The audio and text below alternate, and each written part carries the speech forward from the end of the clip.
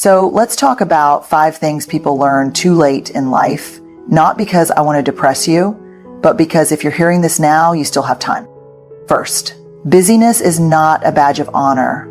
I spent years wearing exhaustion like a trophy, believing that the more overworked and overwhelmed I was, the more valuable I must be. Research tells us otherwise. Studies on burnout show that chronic stress doesn't just steal our energy, it rewires our brain, making us less creative, less connected, and ironically less productive. The hardest truth? No one gives you a gold medal for running yourself into the ground. At some point, we have to ask, are we building a life or are we just surviving one? I used to think that if I wasn't busy, I wasn't trying hard enough. That if my schedule wasn't packed, if I wasn't running from one commitment to the next, I was somehow failing. Because in our culture, being busy isn't just normal, it's glorified. We hear it in conversations every day. How are you? Ugh, swamped. Same, so busy, it's just nonstop. And we say it like it's a good thing, like exhaustion equals importance. But here's the thing, being busy and being fulfilled are not the same thing. The research is clear. Chronic busyness, this never-ending cycle of doing, activates the brain's stress response. The amygdala, the part of the brain responsible for detecting threats, goes into overdrive, keeping us in a low-grade state of fight or flight. Over time, this constant activation rewires neural pathways, making it harder for us to concentrate, solve problems, and even experience joy. But we don't need a scientific study to prove it. We can feel it. How many of us have been so caught up in the momentum of work, responsibilities, and obligations that we suddenly look up and wonder, when did I last have a real conversation with someone I love? When did I last feel excited about something? When did I last feel anything other than tired? And it's not just our minds that pay the price. Our relationships do too. Studies show that people who report higher levels of time scarcity, feeling like there's never enough time, also report lower relationship satisfaction.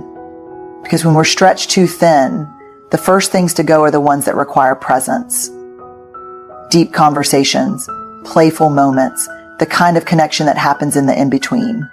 I learned this the hard way. There was a time when I said yes to everything, every opportunity, every favor, every extra project, until I was so overextended that I wasn't really there for anything. I'd be at dinner with my family, but my mind was racing through my to-do list. I'd say yes to a coffee with a friend, but spend half the time answering emails under the table. I was doing all the things, but I wasn't in any of them. And then one day, my daughter looked at me and said, "Mom, you're always working." She didn't say it with resentment. She just said it like it was a fact. And that's what broke me, because she was right. I was always working, not just at my job, but at proving my worth, proving I was needed, proving I could do it all. That was the moment I realized busy doesn't equal valuable. It just equals busy. So why do we do this? Why do we keep piling on more, convincing ourselves that if we just push a little harder, we'll finally feel like we've made it? Because deep down, many of us believe that rest is lazy, that slowing down means falling behind, that if we stop, even for a second, everything will come crashing down. But the truth? Rest is not a luxury. It's not a reward for finishing everything on our to-do list. It's a requirement for living a full life. Research on high performers, CEOs, athletes, artists, shows that the ones who sustain success, who don't just achieve but thrive, are the ones who prioritize rest as much as effort. And not just sleep, true rest. Time spent in nature, meaningful conversations, creative outlets that have no productivity value whatsoever, moments of stillness where we're not doing, fixing, or achieving anything. We're just being. Because at the end of the day, no one will stand at our funeral and say, "She was amazing. She answered emails at 11 p.m. and never took a break." They'll talk about the moments we were with them, the way we laughed, the way we made them feel. So maybe it's time we stop treating exhaustion like a status symbol. Maybe it's time we start measuring our days not by how much we did, but by how present we were. Because a full life isn't the same as a busy one. And the best things, they happen in the pauses.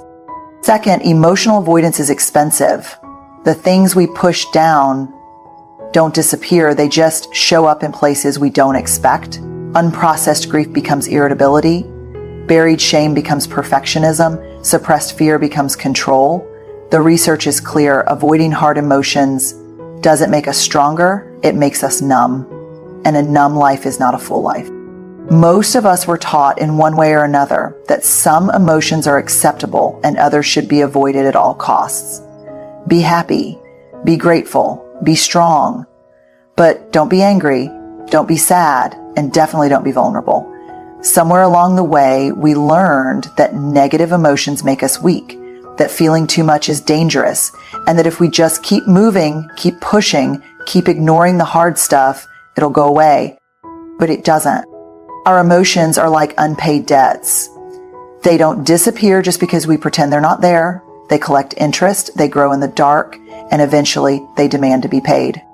There's a study that looked at the effects of emotional suppression when we actively try to push down feelings like sadness, anxiety, or fear. The results? People who suppress their emotions don't just experience higher stress levels, they also have weaker immune systems, lower relationship satisfaction, and a higher likelihood of developing chronic illness. Because emotions are not just psychological. They live in the body. And when we don't process them, they don't just go away, they manifest in other ways. Like that moment when someone cuts you off in traffic and suddenly you're furious, not just annoyed, full body, white hot rage. And it doesn't make sense. But if you trace it back, you realize it's not just about traffic. It's about every moment that week when you felt powerless. It's about the meeting where you swallowed your frustration. It's about the fight with your partner that you pretended didn't hurt. Or maybe it shows up as perfectionism. You convince yourself you have to be the best at everything. You have to be polished, accomplished, untouchable. Because if you slow down, if you allow yourself to feel the things you've been running from, what happens? Maybe you realize you're terrified of failing. Maybe you realize you don't feel good enough. And so we keep performing, we keep controlling, we keep avoiding. Because facing the truth feels too big, too overwhelming. But here's what I've learned. Emotions don't destroy us. The fear of feeling them does. We have this idea that if we open the door to our real feelings, they'll flood in and drown us. But emotions don't work that way. They come in waves. And when we allow ourselves to actually feel them, when we name them, sit with them, process them, they pass. They lose their power. I remember a moment years ago when I was feeling completely overwhelmed, like everything in my life was too much, like I was failing at everything that mattered. My instinct was to push through, to keep going, to not feel it. But instead, I sat down and wrote out exactly what I was feeling. And what shocked me wasn't how big the emotions were. It was how quickly they softened the moment I acknowledged them. Because emotions just want to be heard. So what do we do with this? How do we start actually processing our emotions instead of running from them? We name them. Studies show that simply labeling an emotion, saying, I feel anxious or I feel hurt, reduces its intensity in the brain. It gives us clarity. And when we have clarity, we can respond instead of just reacting. We get curious. Instead of judging our emotions, I shouldn't feel this way, we ask, why am I feeling this? What is this trying to tell me? Because emotions aren't obstacles. They're data, they're messengers, and we allow them to move through us, whether that means writing them down, talking to someone we trust, or simply sitting in silence and feeling what needs to be felt.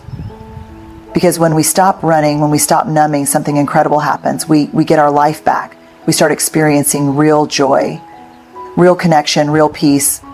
And isn't that what we're actually chasing? Not a life where we avoid pain, but a life where we feel all of it, where we get to be fully, deeply, unapologetically alive. Third, People are not thinking about you as much as you think they are. The fear of judgment keeps too many of us small. But studies on the spotlight effect prove that people aren't watching us nearly as closely as we imagine. While we're agonizing over a misstep, everyone else is too busy thinking about their own. Once we realize this, we can stop performing, stop editing, and start showing up as who we actually are. I spent years believing that every misstep, every awkward moment, every imperfection was on full display for the world to see. If I stumbled over my words in a meeting, I'd replay it 100 times in my head, convinced that everyone else was doing the same. If I walked into a room and didn't know anyone, I'd assume that people were noticing how out of place I felt. It was like I was walking through life under a spotlight, and every mistake, every flaw was being broadcast in high definition. But then I came across a study that changed everything. Researchers call it the spotlight effect, this tendency we have to vastly overestimate how much other people notice us. In one experiment, they asked participants to wear a bright, embarrassing t-shirt and walk into a room full of strangers. The participants were convinced that everyone in the room would remember what they were wearing. But when the researchers asked the strangers afterward, most people hadn't even noticed. Let that sink in. We think everyone is watching us, critiquing us, analyzing our every move, but most of the time, they're not. They're thinking about themselves, just like we are. And yet, how many of us let this fear, this illusion of constant scrutiny, hold us back? We edit ourselves, second guess ourselves, shrink ourselves down. We hold back from raising our hand, from sharing our ideas, from dancing like an idiot at weddings because we're afraid of what other people will think. But here's the truth. Most people aren't thinking about us nearly as much as we imagine. And the ones who are, they're usually not the ones we need to be living for. I remember a time early in my career when I gave a talk at a conference. I walked off stage convinced I had bombed. I had stumbled over a few words, lost my train of thought for half a second, and for the rest of the day I felt sick about it. I kept picturing the audience whispering, "Did you see that? She totally messed up." But later that night I ran into someone who had been in the audience, and she said, "That was amazing when you shared that story about fear. It really hit me. I've been struggling with the same thing." Not one word about my fumbled sentence, not one comment about the things I had obsessed over, because no one had been watching me as closely as I had been watching me. The more I see this play out, the more I realize how much time we waste worrying about things that don't matter. That person you were awkward around at the party, they've already moved on. That time you mispronounced a word, no one's still thinking about it. That moment you replay in your head at 2 a.m., everyone else has long forgotten. And the irony, the more we let go of this fear, the more magnetic we become. Because real confidence doesn't come from being perfect. It comes from being unbothered. From knowing that we are worthy, whether we nail it or not.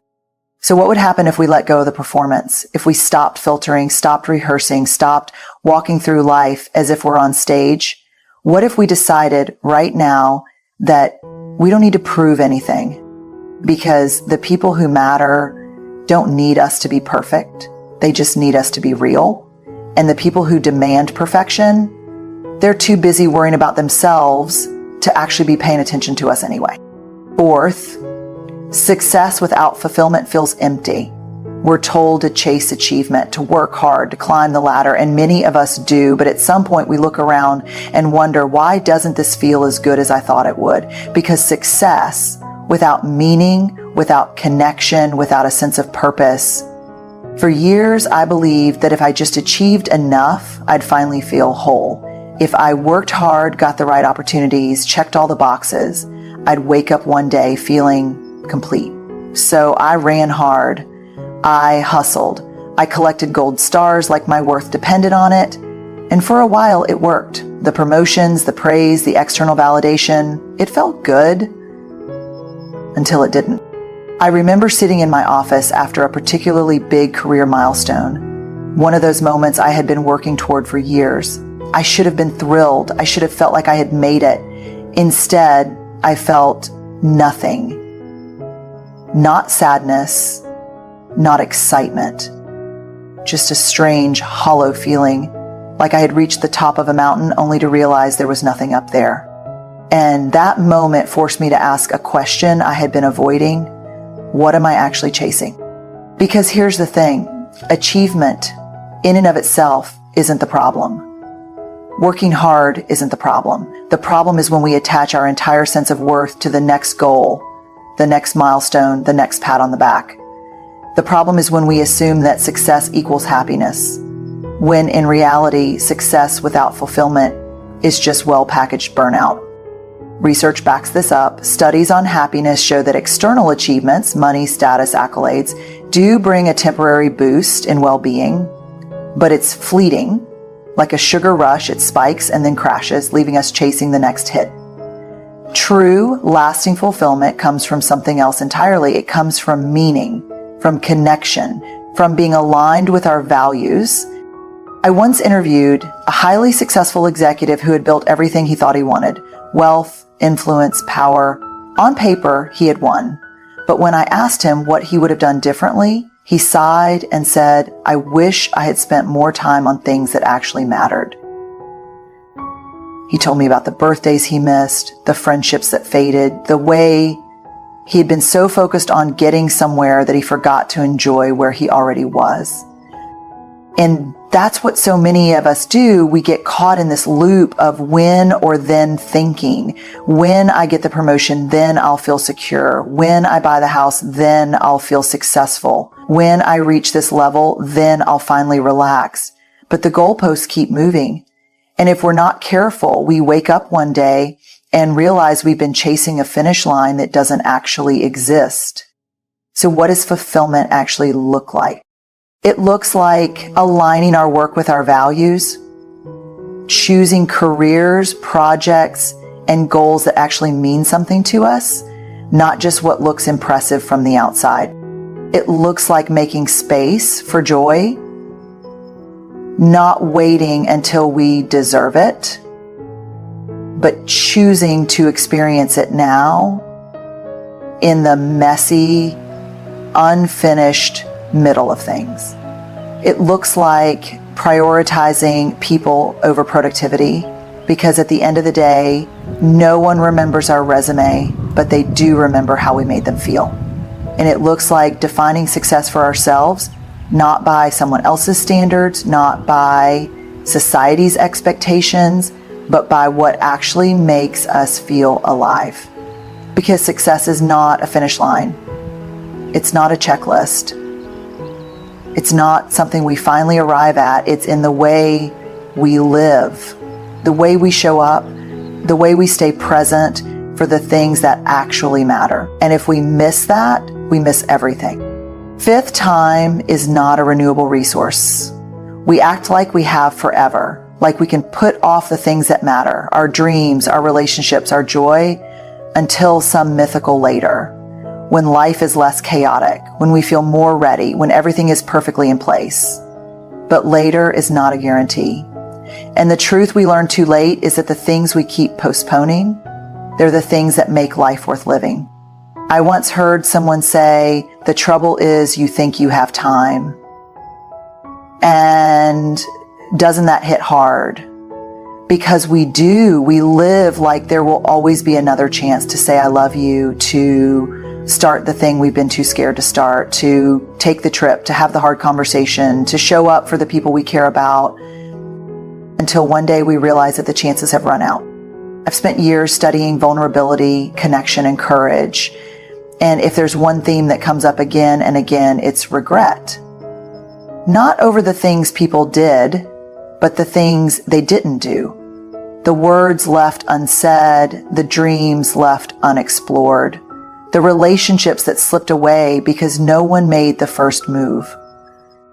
There's research on this, because of course there is. Studies show that at the end of life, people don't regret the failures nearly as much as they regret the opportunities they never took. The risks they never said yes to. The times they played small, played safe, convinced themselves they had more time. I've seen this up close. A few years ago, a friend of mine lost someone suddenly. No warning, no time to prepare, just gone. And as we sat together in the days that followed, what haunted her wasn't the big dramatic moments. It was the small ones. The time she didn't pick up the phone, the time she assumed there'd be another dinner, another weekend, another chance. And I think about that all the time, about how easy it is to move through life assuming we'll get around to the things that really matter. One day I'll take that trip. One day I'll finally start writing that book. One day I'll reach out and fix that friendship. But what if one day never comes? What if we stopped acting like time was infinite? What if we treated it like the precious, non-renewable resource that it is? Because the reality is we're spending it no matter what. The question is, are we spending it on the things that actually matter? It's easy to get caught in the trap of waiting until we feel ready, waiting for the fear to go away. But readiness is a myth, and fear is just proof that something matters. The people who live the fullest lives aren't the ones who waited for fear to disappear. They're the ones who moved forward in spite of it. So what does that look like in real life? It looks like making the call, sending the text, taking the risk. It looks like putting ourselves in the arena, knowing we might fail, but deciding that the worst failure would be never trying at all. It looks like choosing joy now. Not when we've earned it, not when everything is perfect, now. Because the small, ordinary moments, the laughter over dinner, the sun on our face, the quiet conversations with people we love, those are the things we'll wish we had more of. And it looks like living in a way that if tomorrow wasn't promised, we'd still be proud of today. Because in the end, we don't get more time. We just get this one wild, messy, beautiful life. And the only thing worse than running out of it is realizing we never truly lived it. So here we are. 5 lessons people learn too late. 5 truths that, if we really let them in, can change the way we live now, not someday. Because that's the point, isn't it? Life isn't waiting, it's happening right here, right now. We spend so much time afraid of what people think, of failing, of not being enough. We chase things that don't fulfill us, hold back when we should lean in, assume we have more time than we do. But what if we stopped? What if we really started showing up, not for some perfect, polished version of life, but for the messy, beautiful, real thing? Because at the end of the day, it's not about being fearless. It's about being brave. Brave enough to be seen, brave enough to choose meaning over achievement, brave enough to live like time is precious. Because it is. So here's my challenge to you. Take one of these lessons and make it real in your life. Not next year, not next month, now. Choose vulnerability, redefine success, let go of the fear of being judged, say the thing that needs to be said, do the thing that scares you, because one day you'll look back. And when you do, I hope you'll know you didn't just exist. You lived.